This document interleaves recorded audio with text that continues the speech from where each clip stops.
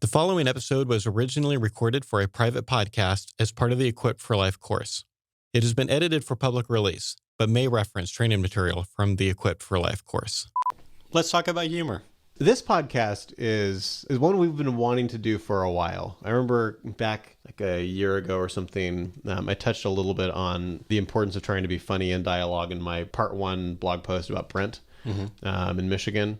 But there wasn't like that much there. So definitely there's so much about the subject, and it's such an important part of dialogue. So I'm glad we're covering it. Yep.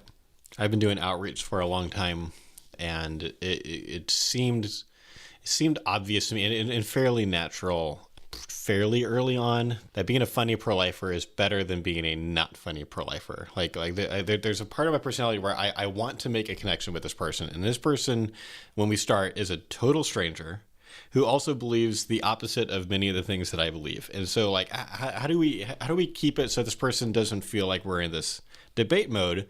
And so there's certain kinds of like ways that I do common ground that are meant to be, like sort of, I don't know, like charming for lack of a better word, or, kind or nice right. or whatever, happy, whatever. And so like, there's something about that. But then I've also found like, if you can be funny, if you can make the person laugh, it brings walls down so quickly. We've talked about the walls. Yeah. So much of the way that we think about dialogue tips and arguments is trying to figure out how do we get around the walls that the approach person already has up.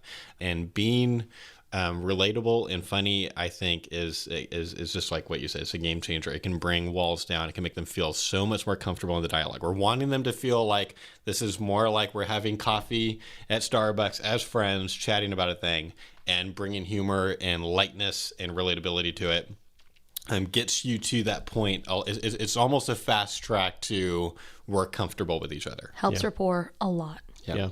It's also like, it's not as hard as I think people might think it is. Like when I see beginners doing dialogue, oftentimes like they're not cracking jokes. Right.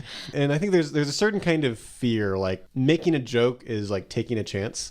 Yeah. And I think my view is like it should be the other end of the spectrum. You should err on the side of trying to be funny. Yep. Yeah. At least generally speaking. Yep. So like I'll get back to that in a second. First, some people are not funny. Like it's okay. Some people are just not funny people. Yeah. And if that's you, that's okay. And like I think people should be pretty authentic. So we did some podcasts recently where we were each playing the pro-life side and having different kind of pro-choice roles arguing with us. Right. And we have different styles and approaches, and that's good. And so I think if like whatever your style of humor is, like go for what's good for you. Right. And if you happen to not be funny, like that's okay. But if you can go for it, like the bar is so low here. Yep. In a conversation about abortion, especially if people are feeling tense, like people want to laugh. Yep. Obviously, we're not saying make a bunch of like hilarious jokes when someone's talking about like their own personal abortion experience. Right. Like absolutely, right. That's what we're talking about. Like in most situations, it's the kind of, because it's a controversial thing, there's a kind of a level of tension, and you making a joke, even if it's not a funny joke, is a good moment. Yeah. Like even if it's like a groaner, like wow, that's like a dumb dad joke. Eye roll. Like it signals I'm a person. Right. It's like I'm trying, and like I'm being kind of vulnerable or something. Yep. It's unexpected. I think I think some of the things that make our style of dialogue work really well is we're playing against stereotypes. The pro-choice person is often expecting a very particular thing. When they see the pro-life exhibit or pool table or whatever and walk up to the club, especially if there's like other maybe pro-life groups that have been on the campus before and did things really differently than the way that we teach. Like they're expecting maybe a not so good experience. And then when we are different than what they're expecting, either side, or do you look grossly inconsistent? But here's what you told me 3 years ago, Tim. You said, I think that I need to bite the bullet on this question and say that like there should be some kind of punishment, even though I sort of lose rhetorical points for answering the question at all. I think my view is a little bit different than it was then. It's a good question. I think I was really struggling at the time with trying to balance. Okay, so this will be a more convenient answer, but I want us to not just be ad hoc. Mm-hmm. I think there's certainly a lot of legal precedent for people thing. Mm-hmm. the lesser criminal gets off so you can get the bigger fish. Right. I think my biggest concern about that as that's just the simple way that we're going to understand this is it just seems really ad hoc and convenient. I think if I'm a pro-choice advocate, I look at that and I say, that seems like you're doing that just because you don't like the logical, like actual consequences of your worldview. Right. And you're trying to get out of it. And so like, that's a concern. I think my view at this point is, I think if we made abortion illegal today, it would be bad policy to prosecute women who sought illegal abortions, but it might be good policy in 50 years. So there's like what the huge factor, and you've already alluded to this a couple times, in trying to figure out how to think about this issue, is the role of epistemology and culpability. What you know, what you should know, what you're justified in believing has everything to do with how responsible you are for what you did. Right. This is why if someone pleads insanity, like there's a kind of grace there. If someone kills someone and they weren't in the right mind, they're less culpable for the crime, even though a side-by-side case, it could be the exact same circumstance. One person is insane, the other person's not. One is less culpable, even though those people are equally valuable people. Right. The end result is the same. Someone died. But the perpetrators were not in this case equally culpable. Right. And I think what we have with legal abortion for the last, let's see if I can do math in my head, like 44 years? Is that right? Yep. Yeah. Okay. So the last 44 years of legal abortion, and so much effort on the part of people fighting for legal abortion, is a lot of lies and misinformation about what's going on in abortion, what's going on with the embryo. Yeah.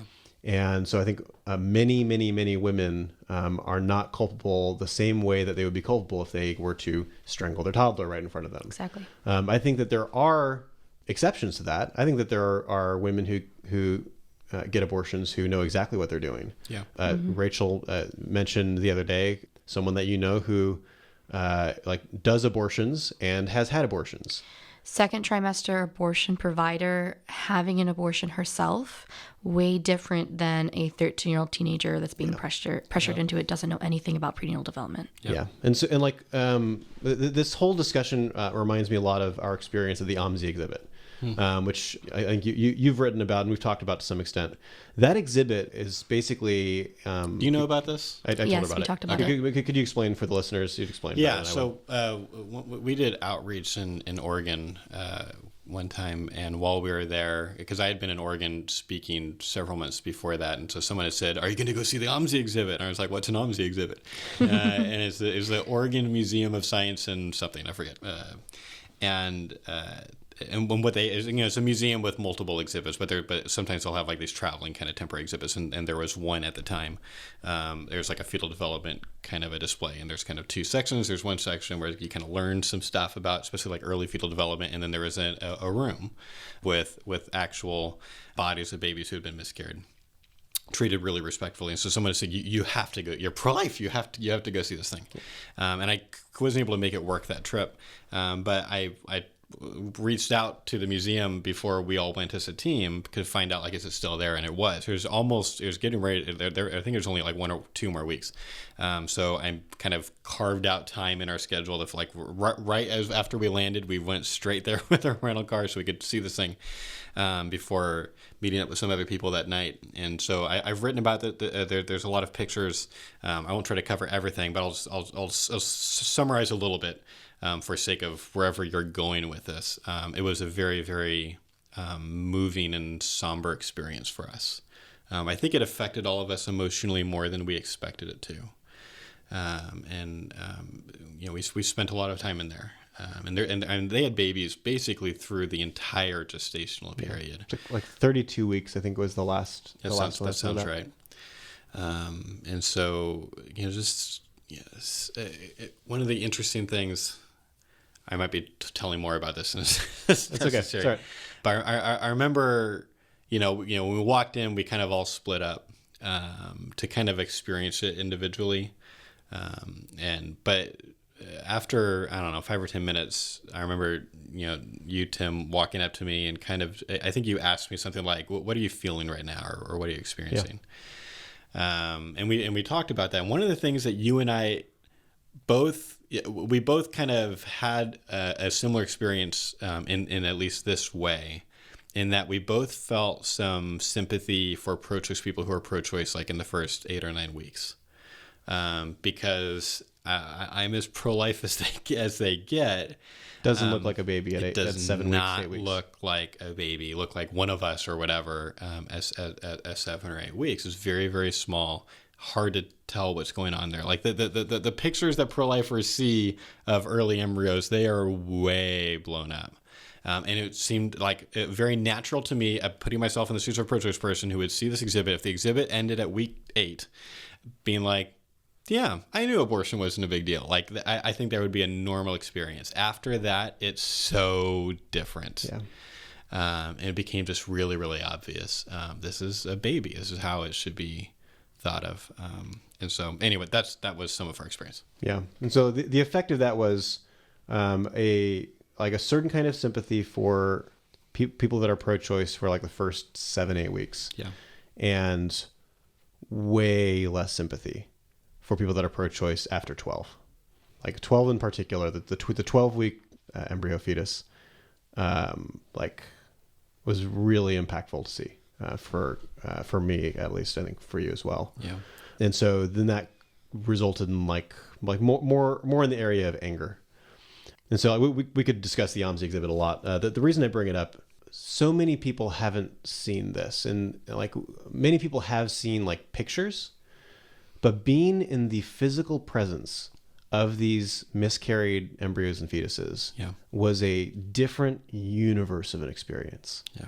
I've likened it to like the difference between seeing pictures of the Grand Canyon and then actually seeing the Grand Canyon in person. Yeah. It is, it's remarkable how impactful physical presence is. Yeah.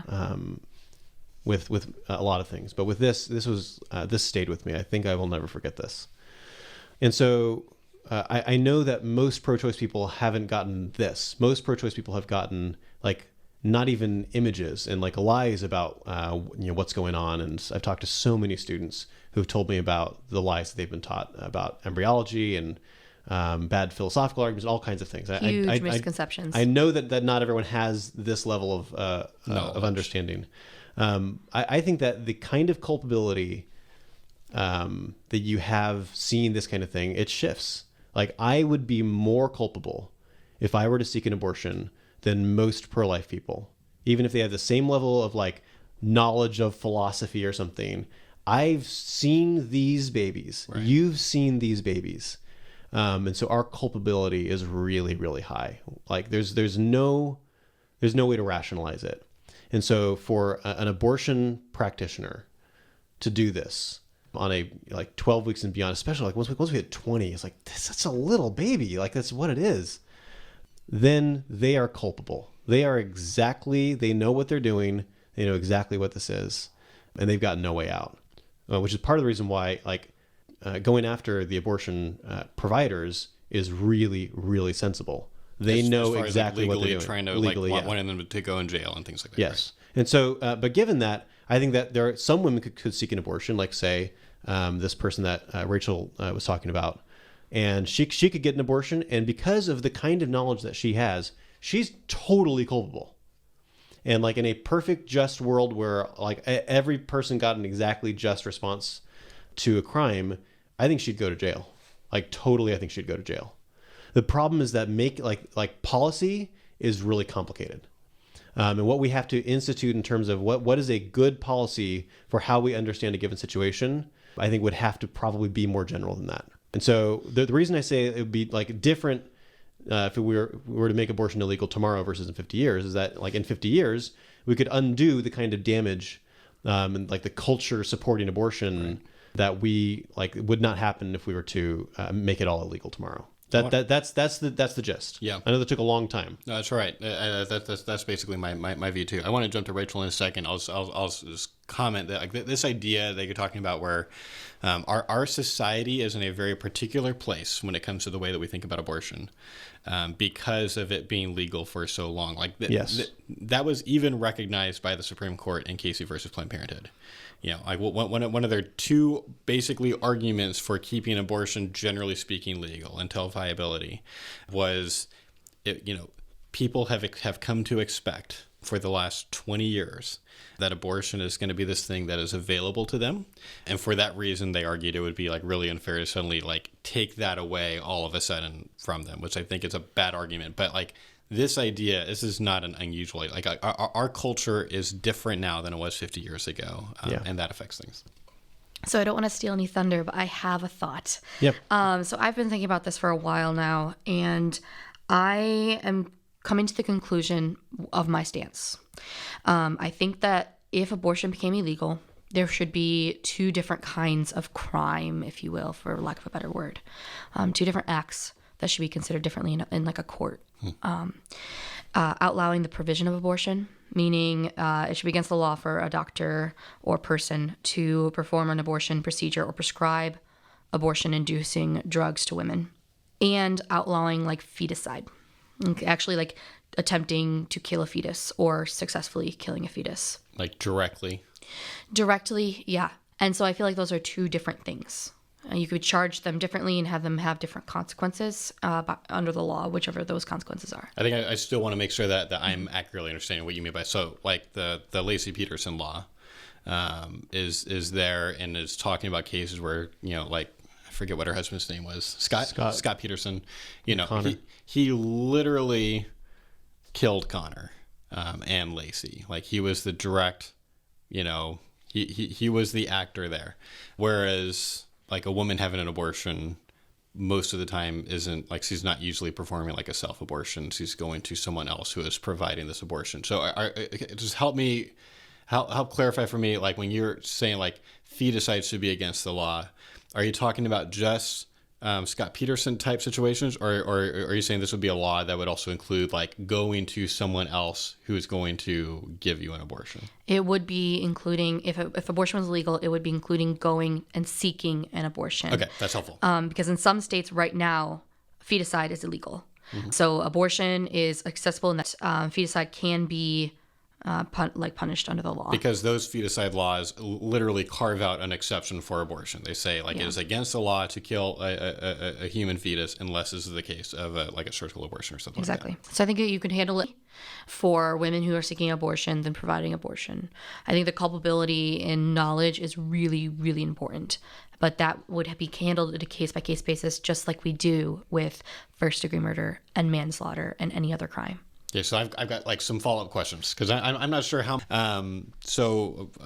I imagine you still agree, like in even both of these cases, although there's probably less variance in the case of the abortion providers. Like there's still a case-by-case thing. You're still trying to figure out how culpable is this person, and you're going to act, accordingly. But it sounds like would you suggest that like let's say the three of us are the ones in charge of figuring this out. We are the ones that are going to, make the law and enact it because suddenly just society's different. So now we're in charge. Would you make the feticide part of it illegal right away, or would you have it be a thing where the woman is not going to be punished for at least a period of time while culture adjusts? I would make it illegal right away, but I think that the way juries should decide things, the way cases are handled, would be different than in 50 years. Yeah, so I think I asked that question poorly. Okay. Obviously, we're talking about like the abortion is made illegal, mm-hmm. And we're talking about like how should what should the justice system's response be to the woman who has the abortion? You're suggesting that there's that like right away there should be at least some kind of punishment, assuming probably like she's not being coerced and mm-hmm. certain other things like that. Yes, I think there should be an immediate legal consequence of seeking an abortion illegally or completing an abortion illegally, choosing it. But I think that you could charge it under a different name. It should be a different charge. Like you're under arrest for providing abortions would be different than you are seeking an abortion. Mm-hmm. And so, okay, so what I want to hear is kind of you respond to kind of like the view that kind of Tim described, where he suggested that at least for a while, she wouldn't be punished because there should be this kind of like time period where culture is shifting. Sure.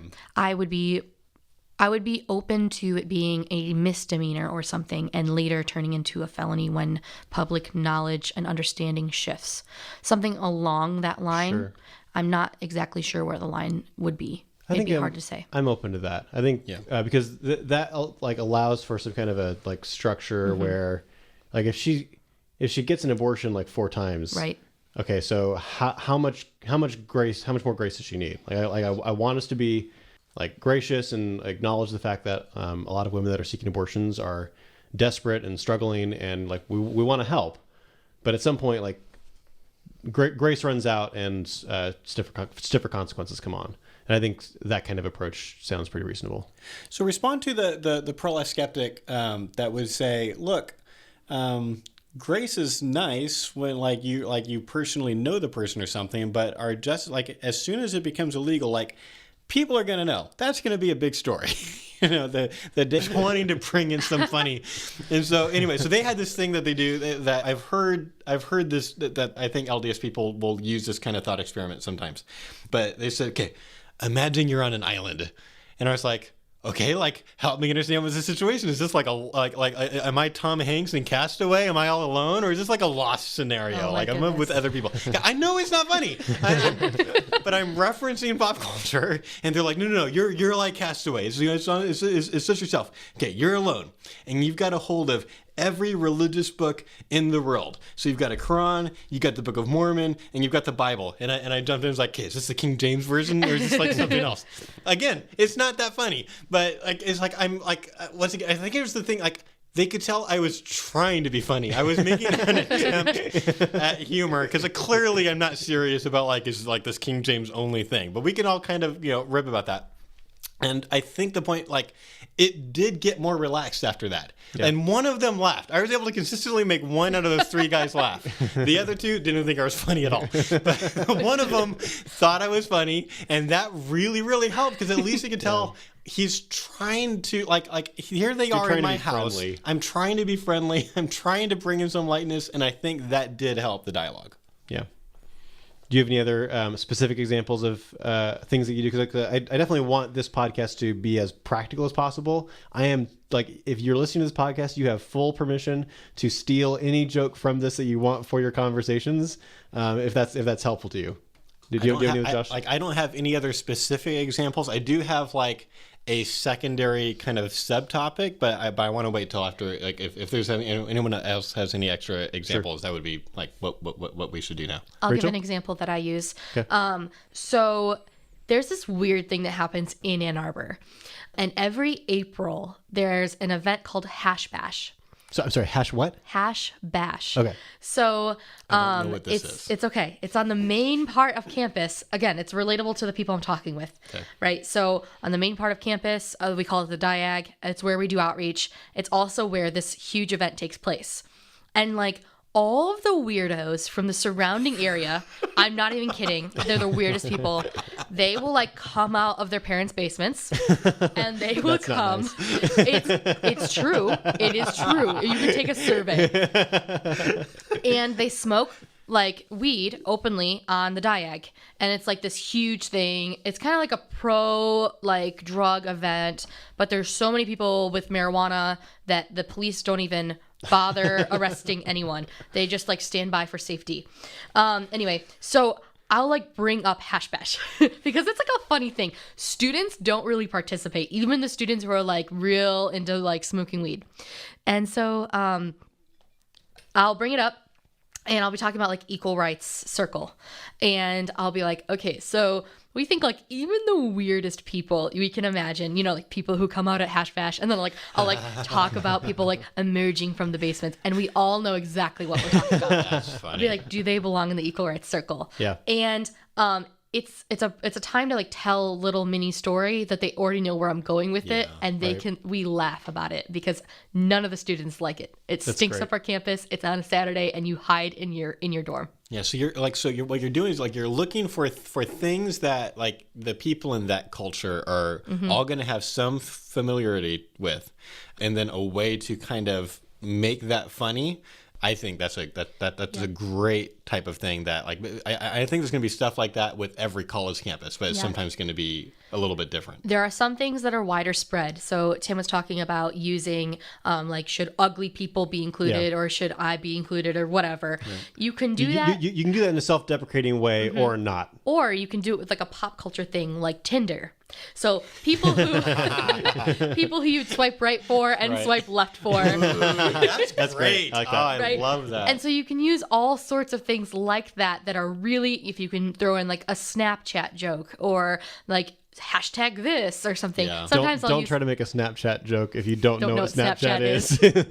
Hey, like I'm like all down with it. Like don't do that. No. Yeah, and I think for the typical college student, things that you and your friends know about are like fair game.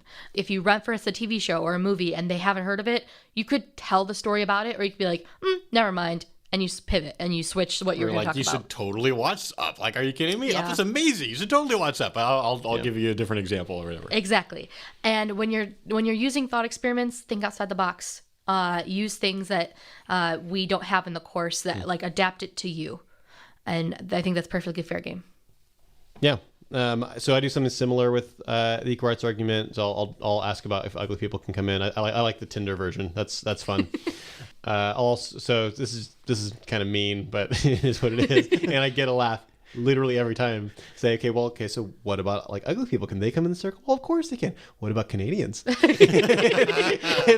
for some reason that's funny, and I'm not exactly sure why. But I think Canadian jokes work consistently. So I used to have a line in my talks when I do the relational apologetics thing, when I would be talking about my friendship with who at the time was called Deanna and now is called Andrew, but at the time it was Deanna. So I'm just telling the story. The way I did this a few years ago is I talk about like kind of the interestingness of the fact that we have this friendship where a lot of people wouldn't expect us to have a friendship. And I would have this line about how like as I got to know Deanna, this person, identified as a pro-choice atheist lesbian in Canada.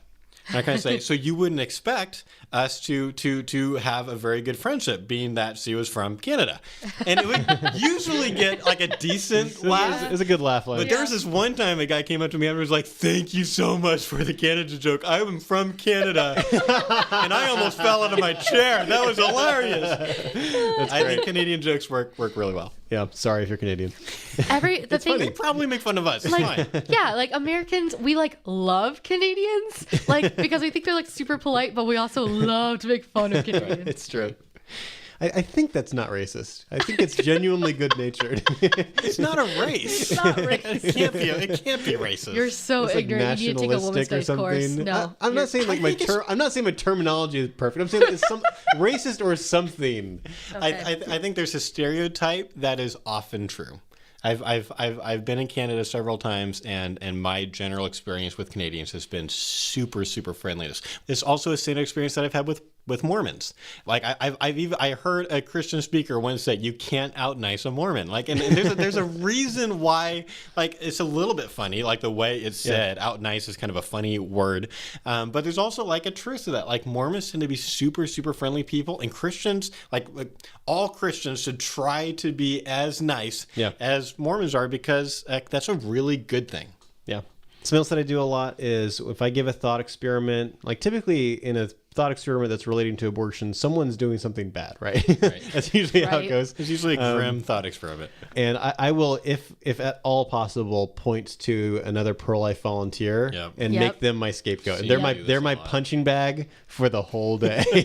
You don't hold back. No, I don't. I'm really, really harsh because like they can take it. Right. I can't be that harsh with the person I'm talking to usually. The more harsh you are with the person they can actually see, the funnier it is. Yes. Yeah. So like a given person is this is like a vile human being. Like he kicks puppies, like that kind of thing. It's not that funny a joke, I guess, but it gets a laugh. Right. So finding like point to the specific person. That girl over there, she's pushing her car in the lake, and she's got a toddler in her car. What a horrible person! Can you believe what a terrible person this is? Like that kind of thing. And we have a laugh together. And I think that you should steal this from Tim because I've seen him use it. It's extremely successful. This is a really, really practical one. To steal. And it's funnier if the other person hears you doing it and looks over. Look over. And kind of play a little bit too. They're like, really? You're doing this again kind of thing? It's fun. I don't know if the other day you said something like, what if Rachel over there was like an awful racist? Or you said something and I was like, I can't remember. I don't know if it was you saying. I very well may have. And I was like, what the heck? No matter what weird thing your club member says about you in the conversation that you're not part of, just play along. Yep. If they say, what if this is a horrible racist? It's like, give a glare. Yes. So that's one thing I do. I've had a lot of success with that. There's another thing that I've been doing for a while, which is really, really easy to steal, is if I'm trying to ask someone the question, what they think the law should be, not just like what they personally believe, but what should the law be? I will often do this in this totally unnecessary thought experiment. Like this does not bring any logical clarity, value to it. It's just that it's funny and I get a laugh every time. I did it like 3 times in Outreach a couple days ago, and every time I got a laugh and it's like, oh, we're like imagining this thing together. So I'll say, let's transport ourselves to an alternate dimension. And in this dimension or universe or whatever, you are the queen or the king of the universe. And I'll like use their name.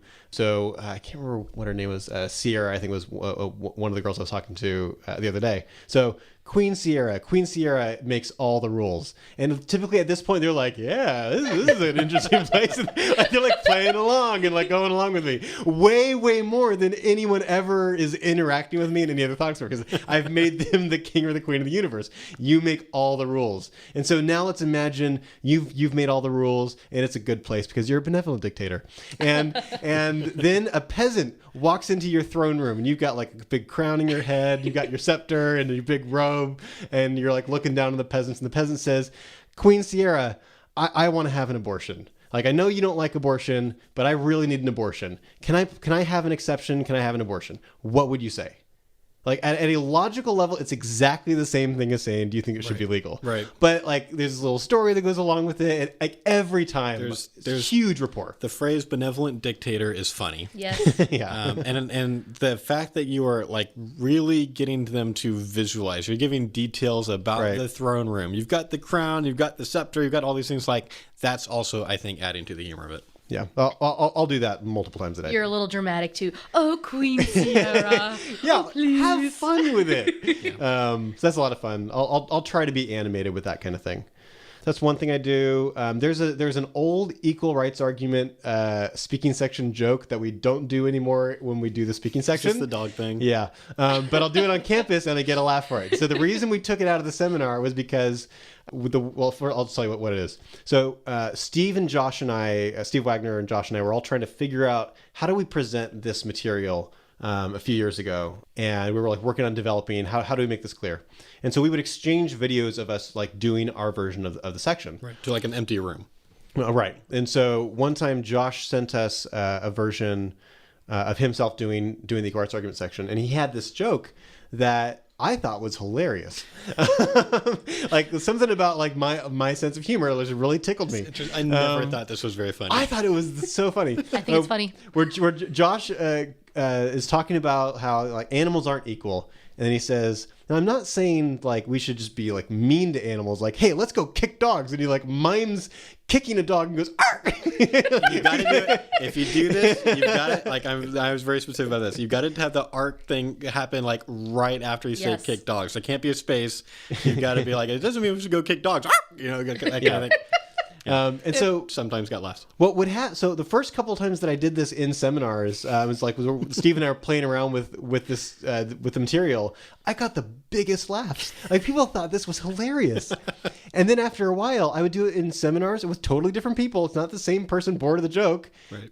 and it's deadpan. It's just awful. nothing. It's awful when this one is the deadpan joke. Like they don't think of it's all funny. the deadpan jokes. I mean, it's uncomfortable now. Yeah. So we cut it. We don't do it anymore. Yeah. But on campus, it's an easier crowd, and I'll do this joke, and people think it's funny usually. So that's another one that I'll do. I'll recycle any seminar joke I can. So like watch the Equip for Life videos or watch a speech of Josh or someone doing a talk. Steal the jokes. The other person hasn't seen them. Yeah. We talked before about how I'll use like a square in the sidewalk, or like in the other campus it was a grassy area because we didn't have a good like square to work with to help visualize. And I'll usually get really animated when I'm doing this. Like, all right, this right here, this is the equal right to life community, and like we need to figure out who gets passage in. I'll do like really animated. And I think that's helpful. Yeah. And also like pleasant. Like we're kind of like keeping things energetic. Yeah.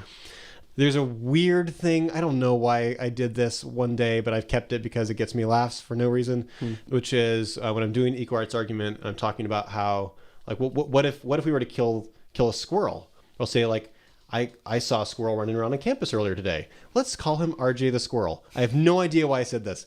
I said this like 4 years ago or something, and for some reason people thought it was funny. And so oftentimes when I'm talking about what if we were to kill a squirrel, let's call him RJ. That's just randomly funny. I don't know why. The idea of naming a squirrel is just kind of weird and silly. It might be there's a funnier name you could give a squirrel than RJ, but that's I think RJ is funny. I think what's funny about what's funny about RJ? It's not a common name. If you said let's name him John, it's not funny. Yeah. RJ is more unusual. What about like Arturo? Let's call him Arturo the squirrel. That's funnier. Yeah. It goes back to that first point I made. Like you're going for the thing that is not the obvious. You're going for something a little bit strange that your mind even went there. That's what's funny. If there is a Disney character that's a squirrel and you named it after that might actually be funnier though. Because like then Aladdin or something.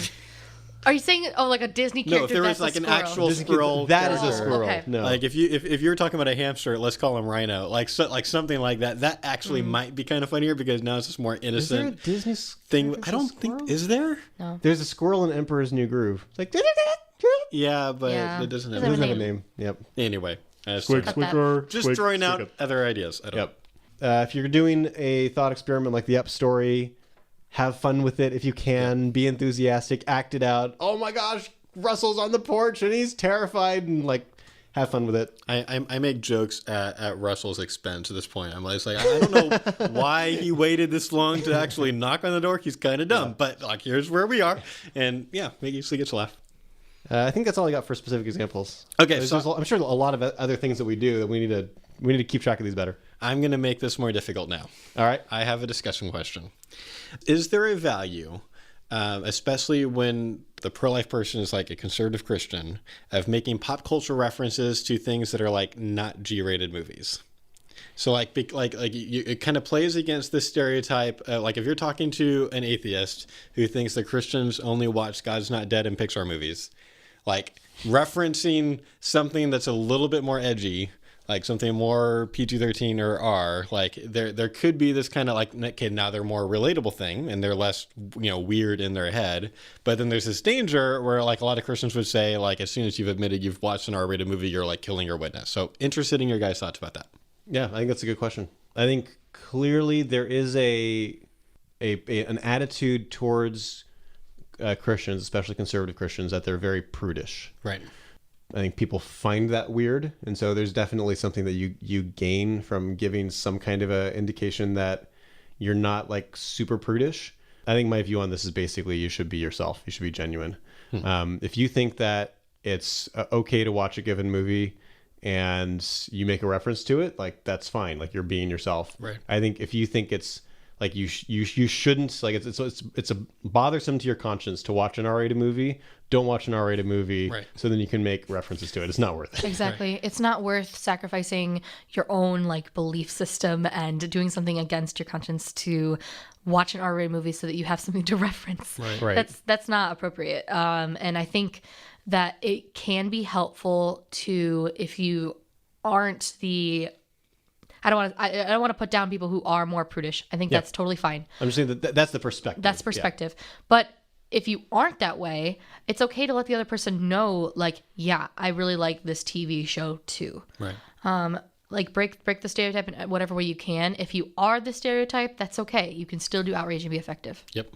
My view is that it doesn't break your witness depending on what it is. So so I've seen 300. I'm pretty sure I've made 300 references in conversations about abortion. And I think that hasn't had a bad effect. My impression. It seems weird that an atheist would be like, oh, you watched a violent movie. I guess like maybe you don't take Christianity that seriously or something. I don't think that's the way they think. Right.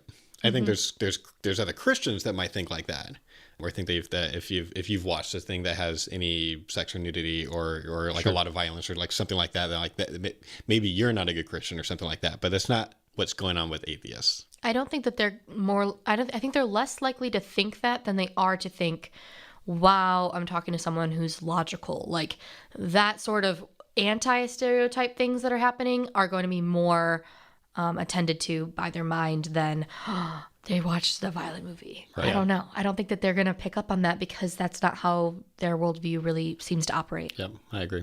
So I have a question.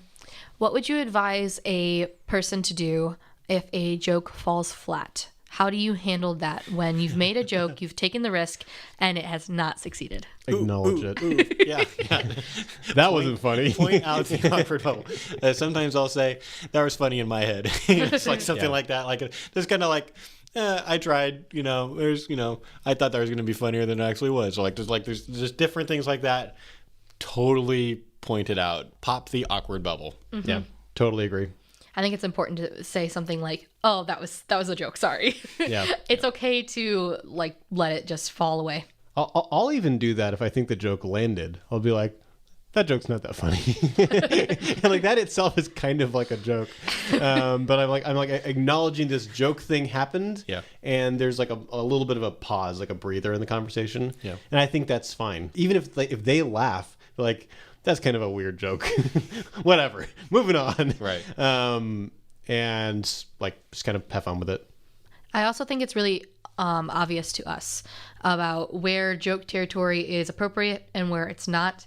Sure. But I think that to our audience, they may not know that we know that.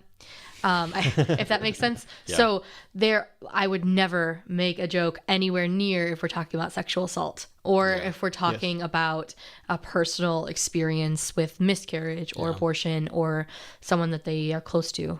If you're holding the brochure open and the graphic images are there. Exactly. Like there's just certain times where this is not the right part of the conversation for. Yeah. More subtle differences are if they're angry. That's different than them being tense and uncomfortable. Yeah. I think anger, deal with the anger. Don't try to use a joke to deal with it. Be a little bit more like genuinely personable or something and clear. Yeah. Kind, quiet, charming is going to be a better response to anger. Yeah. Because I think oftentimes a joke escalates energy and we want to like de-escalate if it's an angry situation. I think there are situations where the kind of rapport that you get from a joke, if it lands, can help diffuse the energy. Actually, like there's the release valve thing. So I'm mostly on board. I think there's probably exceptions. You should think of it as now it's a tough crowd. So like if you've got a really good opportunity, I might go for it. And like try to have that help lower the tension. Right. And if it lands, then it's going to go really well. Right. But it's a real judgment call, and I'm not going to go for like a stupid groaner because you're actually going to lose ground with that angry person who's not being charitable if you did a groaner and they're just like glaring at you more. It is a gamble, but sometimes the right move, the wise move, if we're going to be wisdom oriented, right, not results oriented, is to make the gamble. Yeah, but like you shouldn't make a stupid gamble. Yeah.